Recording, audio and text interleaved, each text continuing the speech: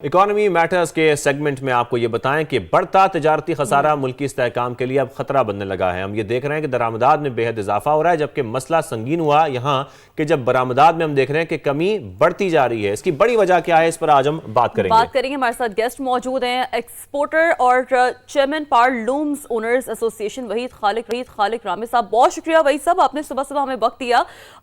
Export क्यों गिर रही है, बहुत बुनियादी सवाल है। क्या बुलंद कारोबारी अखराजात इसकी वजह करार दी जा सकती हैं? गुज़श्ता 6-7 माह की अगर आप देख रहे हैं फिगर, तो उसके मुताबिक 7% जो है वो डिक्रीज़ आया है। हालांकि हुकूमत कोशिश कर रही है, लेकिन वो हुकूमत को देखना पड़ेगा कि जो आपके एक्सपोर्टर्स हैं, लार्ज स्केल मैन्युफैक्चरर्स हैं, इंडस्ट्रियलिस्ट हैं, वो हुकूमत को ये बार बार कह रहे हैं कि जब स्टेट बैंक ने वो अपनी मॉनेटरी पॉलिसी अनाउंस कर रहा है तो आप मार्कअप रेट को सिंगल डिजिट के अंदर लेकर आएँ। आपको बिजली के रेट भी जो है वो रीजनल कंपेटिटिवनेस के अंदर लेकर आने पड़ेंगे।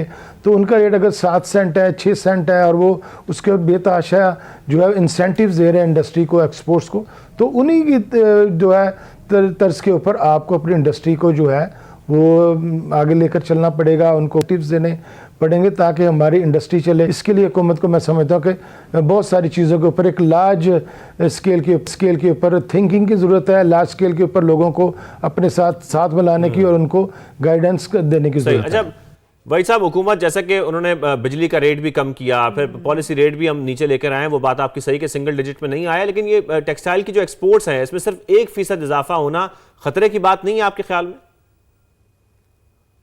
हाँ जी, ये बिल्कुल तशवीशनाक बात है कि हम जो हमारे टैरिफ्स हैं यूएसए ने, वो दुनिया के मुकाबले में थोड़े से उसमें हमें रिलीफ था, लेकिन जब हम दुनिया के मुकाबले में हमारी कॉस्ट ऑफ प्रोडक्शन ज़्यादा है हमारा, मैं बताता हूँ कि जो एक्सपोर्टर्स है उसका सांस तो हुकूमत खुद ही रोक लेती है जब उसको रिफंड्स टाइम के ऊपर रिलीज़ नहीं किए जाते। तो इसके लिए फास्ट ट्रैक रिफंड्स जो हैं 72 आवर्स का एक उनको ये यहाँ के ऊपर एक बैरियर लगाना पड़ेगा, इससे ज़्यादा देर वो होल्ड ही नहीं कर सकते, ताकि हमारा एक्सपोर्टर जो है उसके लिक्विडिटी क्रंच का शिकार ना हो। कभी आप जो है सोलर के ऊपर अपनी पॉलिसीज चेंज करते हैं तो नया इन्वेस्टर नहीं आ रहा है और पुराना इन्वेस्टर है, और नया टैक्स नेट नहीं जो है एफबीआर है, इसके साथ बेताशा मसाइल हैं कारोबारी बरादरी के, एक्सपोर्टर्स के, इंडस्ट्रियलिस्ट के। एफबीआर को भी कुछ रिलीफ देना पड़ेगा। पॉइंट तो वैलिड है, दुरुस्त बात है, लेकिन आप बतौर एक्सपोर्टर क्या इकदाम तजवीज़ करेंगे फिर वहीद साहब?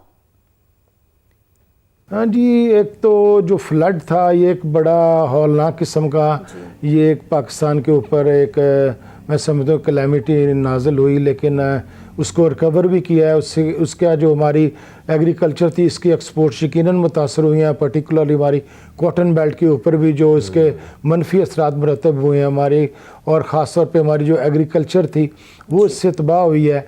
हमारा बहुत सारे एग्रीकल्चर प्रोडक्ट्स थी वो एक्सपोर्ट ही नहीं हो पाई, क्योंकि इससे उस वक्त हमारी जो लैंड थी वो पानी के नीचे थी।